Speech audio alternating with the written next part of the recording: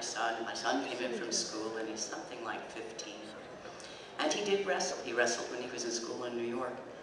And so I'm cooking dinner, and I'm saying, "Oh, Christopher, I met the nicest two men today." And he's going, "Oh, yeah, mother, you know." I said, no, they're really wonderful. He's a wonderful director. He's just so nice. And then the nicest man, Chris. I said, he's got 2 daughters, and he went to the boys' club, and my son is just rolling his eyes and ignoring me. And I said, "Oh, and honey, he's a wrestler, you know?" And he says, "Oh, yes, oh God, Mom, it's dinner ready." And then I said, "Oh, he wore a kilt, and his name is Rowdy Roddy," and my son went, "Piper?" And I said, "Yes." And from that day on, he didn't mind that I was an actor. It was very cute. I was, you know, sweet cream in his eyes. Over here, this is another question for Scout. In H2, the sequences with you screaming and with the upside down cross on your head in certain sequences, what was your interpretation of that as you did it? I mean, it's freaky, but what was your interpretation of that, those sections? Let me tell you about that scene. We were done with the day, and Rob said, "You know, can you do something for me?" A Mother Rob thing. And he calls Wayne, who did the Michael Myers mask and all the makeup for the film, and says, "Make her look crazy." So he just put all this stuff, and he put a contact in me, and we went outside in front of the Laurie Strode, or the Annie Brackett house. And basically, he was standing behind the camera and just said, "Can you just yell really bad things and just scream and just act like you're really crazy and you're being a big bitch?" And so I just did that. I honestly didn't know what it was going to be used for. I ad-libbed. You ad-libbed. All that stuff I ad-libbed, and my boyfriend was right there too to see it. So everybody was like, "Oh my God, you have to go home with that." But no, it was amazing, and to see him put it together, I had no idea that it was going to be like that. So I can't even say that I even thought of anything, because I honestly didn't. I just yelled a bunch of stuff. That's why they hired you. They knew you could do that. Yeah, ad-lib actors. Yes, I have a question for both ladies. Since you grew up in our era, what were some of your favorite rock and roll groups growing up? Rock and roll. Probably the Rolling Stones. Yeah. Yeah. And I was also very much, I loved the Beatles, I loved the Beach Boys. I loved the band. Does anybody know Robbie Robertson and the band?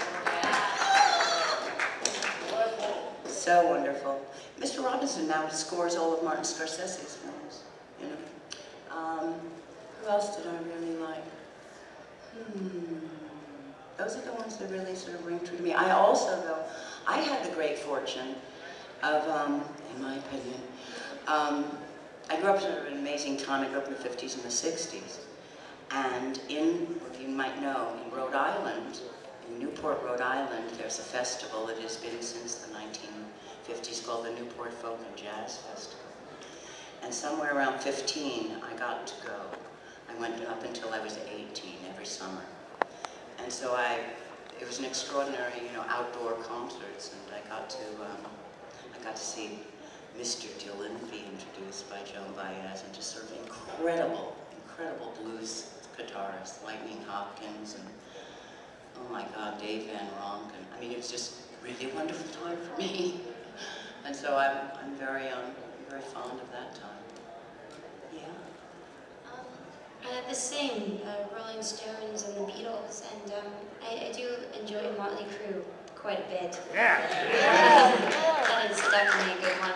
I'm wearing a Danzig shirt. Definitely qualified. And of course, Joan Jett I was a big fan of.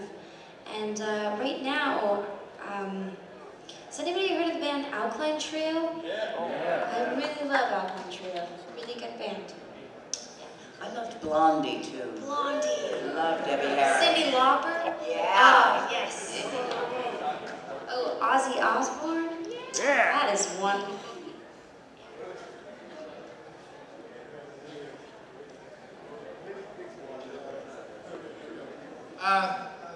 I'm for Meg. I'm a lot of single men. Excuse me? There's a lot of single people in the audience that are one of your favorite fans. But we fell in love with two things with you. Your very sexy voice and your sexy eyes. Ow! And we thank you for it. And we think you're both fantastic actresses. And continue doing what you're doing because we love every minute of it. Thank you.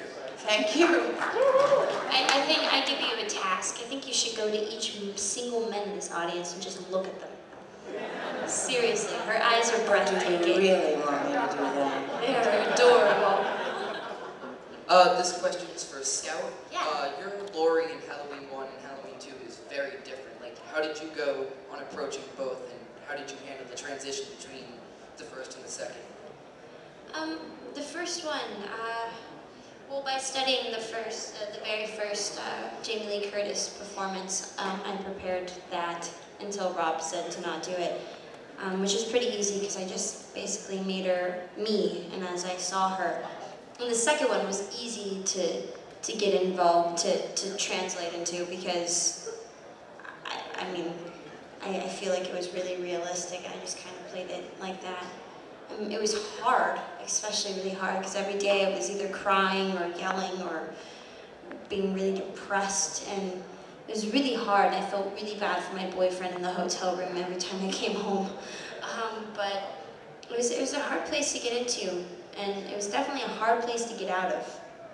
But yeah. This is actually for both of you.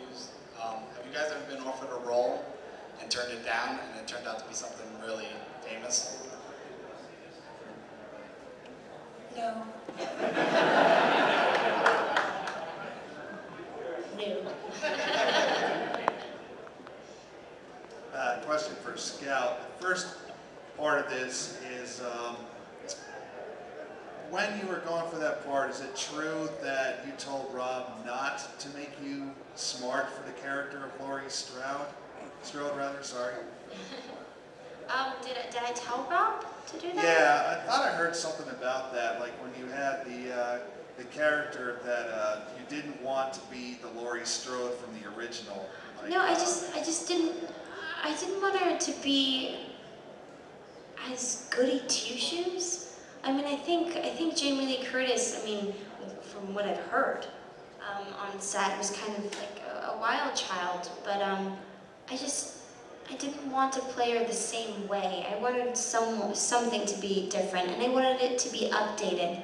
It's 2007.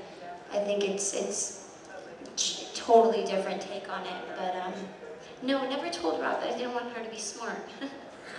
And this movie actually does a really good transition, a theatrical version of it, because it perfectly sets up Halloween Resurrection, where she ends up in the mental institution like that, and in the beginning of the film, she is seen holding that doll that you call Buddy. Which somebody stole that, by the way. Somebody stole Buddy on the set. Kill him. Rob, I don't have it. We both freaked out about it. I'm gonna say one thing about Halloween 3. I do not want them to make Laurie Strode the killer. I think that would completely ruin it. Michael Myers always needs to be the killer. Right. Whether that means it needs to come to an end if they can't figure out a way, or if they come up with a good script. But I just think it would ruin the franchise if Laurie Strode became the killer. That's my take on it. I have a question for Meg. So I was wondering what it was like to work with Sam Peckinpah on the Oscar weekend. It was really an honor to work with Sam. I quite adored him. He's an extraordinary fellow. People, a lot of people have said, I didn't know about Sam's legacy. I knew about his films, but I didn't know a whole lot about a lot of what people asked me about, his renegadeness, his maverick self, his wild self.